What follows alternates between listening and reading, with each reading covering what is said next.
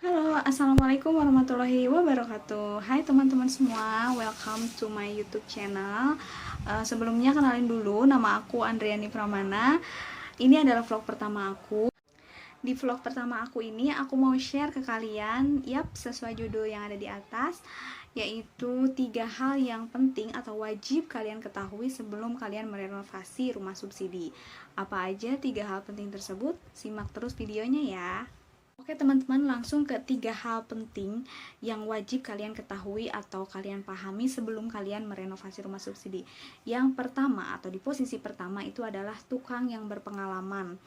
Kenapa tukang yang berpengalaman itu aku taruh di posisi nomor 1? Karena ini tuh benar-benar pengalaman pribadi aku, dan aku nggak mau pengalaman buruk ini terjadi ke kalian teman-teman, makanya aku share ini.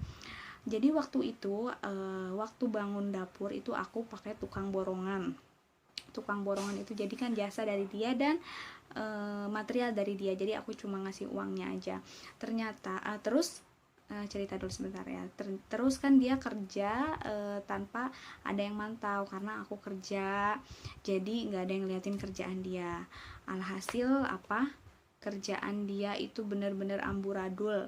Dari hasil kerjaan dia aku harus rombak 2 kali teman-teman, karena satu, kamar mandi aku itu nggak mau ngalir airnya, tuh ngembang aja gitu. Ngembang tuh apa ya, nggak mau ngalir gitu. Terus yang kedua, air dari saluran got itu masuk lagi ke dalam gitu. Jadi masuk melalui saluran pembuangan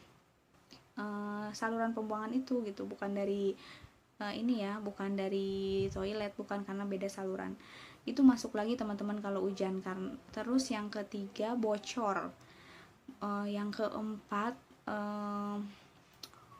keran yang tadinya bekas kamar mandi, yang di kamar mandi posisi awal yang di tengah-tengah itu kan ada kerannya, itu nggak ditutup pakai drat teman-teman, itu cuma ditutup pakai plastik aja. Makanya di tembok aku tuh lembab terus gitu. Udah dicat bagus-bagus, tahu-taunya lembab terus. Pas dibongkar cuma dijejelin pakai plastik aja teman-teman, gimana nggak sakit hati. Terus selain itu juga, lantai aku tuh ketika dikasih karpet, kenapa karpetnya basah mulu kan. Pas pagi-pagi dicek lah, dibongkar, ternyata apa teman-teman, pipanya itu bocor.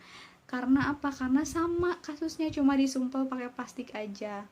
Nah gitu teman-teman, akhirnya apa, aku harus rombak 2 kali kan, 2 kali kerja dan biaya lagi, terus waktu lagi, pokoknya banyak deh gitu ya. Jangan sampai kejadian ini keulang lagi sama teman-teman semua. Nanti kalau misalkan teman-teman mau renovasi, baik itu dapur atau spiteng atau apapun lah, cari tukang yang benar-benar udah berpengalaman. Kalau bisa teman-teman pakai jasanya aja, materialnya dari teman-teman. Karena kalau misalkan borongan kayak aku, pasti teman-teman itu dikasih material yang bisa dibilang kualitasnya tuh kurang bagus gitu. Kalau misalkan teman-teman yang beli kan, itu pasti kita milih sendiri, namanya buat rumah sendiri kan pasti kita milih yang bagus-bagus. Mendingan teman-teman pakai jasa tukangnya aja, dan harus dipantau kerjanya gitu. Kitanya harus benar-benar bawel gitu.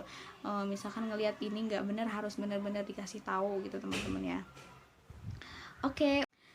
Nah, untuk poin yang kedua yang nggak kalah penting, yaitu budget teman-teman ya.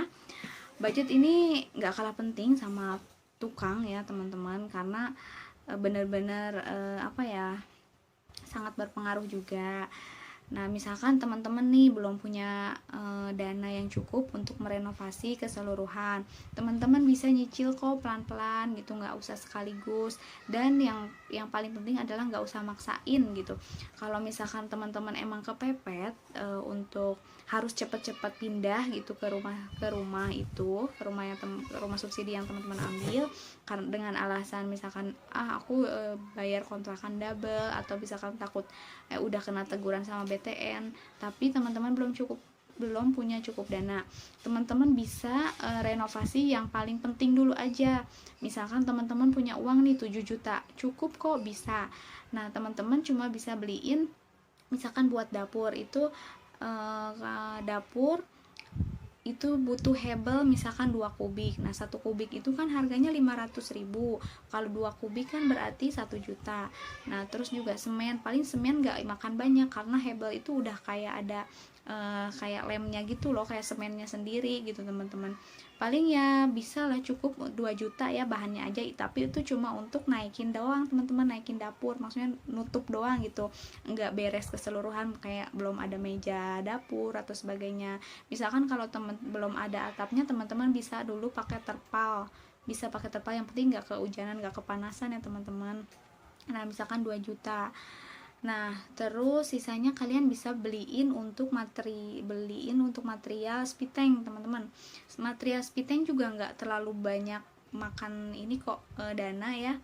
Tapi tergantung sih, tergantung ukuran spitengnya. Kalau punya aku itu ukuran 170 dikali berapa ya? 1,5 meter kalau nggak salah. Itu cuma habis materialnya itu cuma 1 juta teman-teman ya. Paling sama tukang 1 juta juga, jadi habis 2 juta gitu teman-teman. Kalau misalkan teman-teman udah keburu pengen pindah gitu ya, dan budgetnya belum ada, teman-teman bisa nyicil kayak gitu dulu. Kalau misalkan untuk pagar, kanopi itu kan bisa belakangan gitu ya nyicil.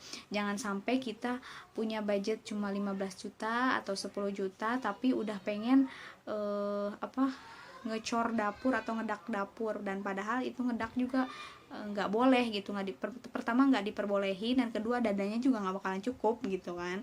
Intinya harus menyesuaikan dana yang ada gitu ya teman-teman. Untuk poin yang ketiga atau poin terakhir adalah desain rumah. Nah, desain rumah ini juga nggak kalah penting teman-teman. Misalkan teman-teman nih tipe perumahannya itu tipe 27/60 nih kayak aku. Nah, teman-teman harus bisa memaksimalkan ruang yang ada gitu. Teman-teman bisa cari-cari inspirasi ya dari YouTube, itu banyak banget, supaya dengan tanah segitu, dengan luas segitu gitu, bisa misalkan kayak rumah aku ada laundry roomnya, ada minibar kecil-kecilan. Jadi kan kalau udah pakai minibar, aku nggak perlu pakai meja makan lagi gitu. Terus kalau misalkan ada laundry room, aku bisa jemur tuh di dalam gitu, nggak di luar teman-teman gitu.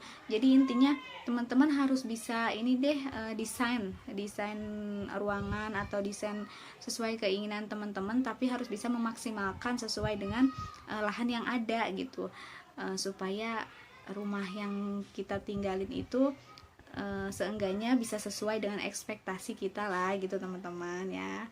Oke teman-teman, mungkin itu tips dari aku, 3 hal yang penting wajib kata aku mah ya, penting iya, wajib iya, yang harus kalian pahami dulu atau kalian ketahui sebelum kalian renovasi rumah subsidi. Oke teman-teman, paling segitu aja sharing dari aku. Mudah-mudahan bermanfaat informasinya, mudah-mudahan channel aku juga terus berkembang supaya bisa menginspirasi dan memberikan informasi yang bermanfaat buat kalian semua. Dan aku minta bantuannya untuk like, comment, and subscribe, terus share juga video aku ya teman-teman, biar channel aku terus berkembang. Oke, makasih ya teman-teman udah nonton video aku. Semoga nanti kedepannya aku bisa memberikan informasi yang lebih buat kalian semua. Oke, see you on next video. Bye bye. Assalamualaikum warahmatullahi wabarakatuh.